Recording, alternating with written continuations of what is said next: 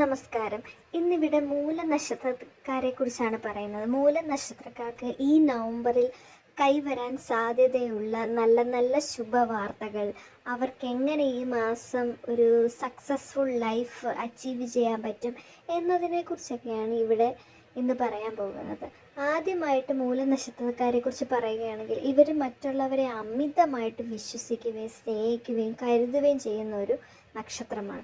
അതുകൊണ്ട് മറ്റുള്ളവരെ എപ്പോഴും ഇവരുടെ നല്ല കാര്യങ്ങൾ, ഇപ്പോൾ പണം ഉണ്ടെങ്കിൽ ആ പണത്തെ വശീകരിക്കുക, അല്ലെ അവരുടെ എന്തെങ്കിലും ബെനിഫിറ്റ്സ് അതിനെ സ്വീകരിക്കാൻ വേണ്ടിയായിരിക്കും ഇവരെ സമീപിക്കുക. ഇതുമൂലം ഇവർക്ക് പലപ്പോഴും ചതിയിലേർപ്പെടാനുള്ള ഒരു വലിയ സാധ്യത കാണുന്ന ഒരു നക്ഷത്രക്കാരാണ്.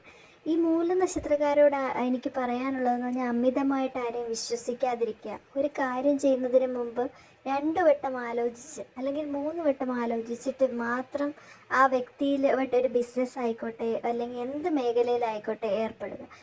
ഈ മാസം ഇവർക്ക് മൂലനക്ഷത്രക്കാർക്ക് ഓഫീസ്, ബിസിനസ് മേഖലയിൽ വളരെ നല്ല ഒരു ഉയർച്ച കാണാൻ പറ്റുന്ന നല്ലൊരു സാധ്യതയുള്ള ഒരു മാസമാണ്. അതുമാത്രമല്ല, സാധാരണയായിട്ട് മൂലനക്ഷത്രക്കാർക്ക് അവരുടെ ബന്ധുക്കളിൽ നിന്ന് ഒരു നന്മയും ഈ മാസങ്ങളിൽ നിന്ന് കഴിവതും ഒരു 90% ഇവർക്ക് ഒരു നന്മയും അവർക്ക് ഉണ്ടാവാൻ ചാൻസ് ഇല്ല.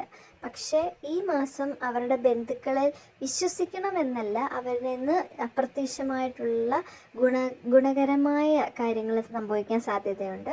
പിന്നെ കഴിവതും ചെലവുകൾ കൂടുന്ന സമയമായതിനാൽ സൂക്ഷിച്ചും കണ്ടും ചെലവുകൾ ചുരുക്കി നല്ലൊരു പ്ലാനിങ്ങോടുകൂടി ഒരു ബഡ്ജറ്റിംഗ് അതുണ്ടാക്കി വെച്ചാൽ അവർക്ക് അവരുടെ ജീവിതത്തിൽ മുന്നേറാൻ പറ്റും.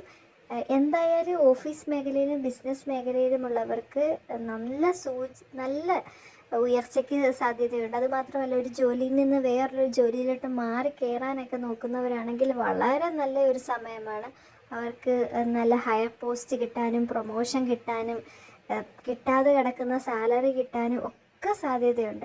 ഇപ്പോൾ വിസ കാത്തിരിക്കുന്നവരാണെങ്കിൽ വിസ കിട്ടാനൊക്കെ വളരെ നല്ല ഒരു ടൈമാണ്. പക്ഷേ അമിതമായിട്ട് ആരെയും വിശ്വസിച്ച് പൈസയൊന്നും കളഞ്ഞ് കുഴിയിൽ ചാടാതിരിക്കുക.